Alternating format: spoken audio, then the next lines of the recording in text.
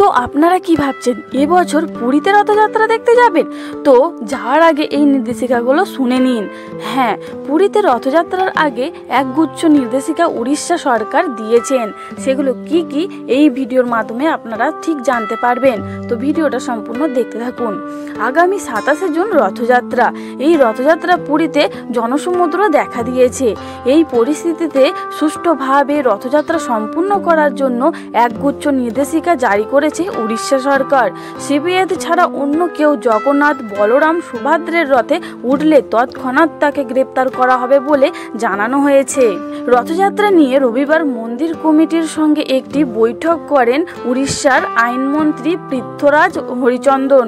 সেই বৈঠকের পর সংবাদ মাধ্যমের সঙ্গে কথা বলতে গিয়ে মন্ত্রী বলেন, রথে চাপতে পারবেন শুধুমাত্র শোভেত রায়। অন্য কেউ রথে চাপতে চেষ্টা করলেই সঙ্গে সঙ্গে তাকে গ্রেপ্তার করা হবে।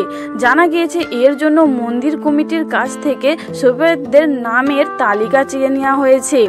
মন্ত্রী আরও জানিয়েছেন, শোভেতদের মোবাইল ব্যবহারের ক্ষেত্রেও বেশ কিছু বিধিনিষেধ আরোপ করা হয়েছে।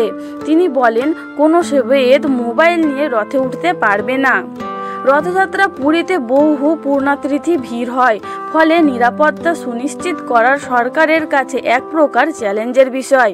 এই পরিস্থিতিতে রথযাত্রার সময় নিরাপত্তা ব্যবস্থা কেমন হবে সে নিয়ে উড়িষ্যার ডিজিপি বিভিন্ন আধিকারিকদের সঙ্গে আলোচনা করেছেন।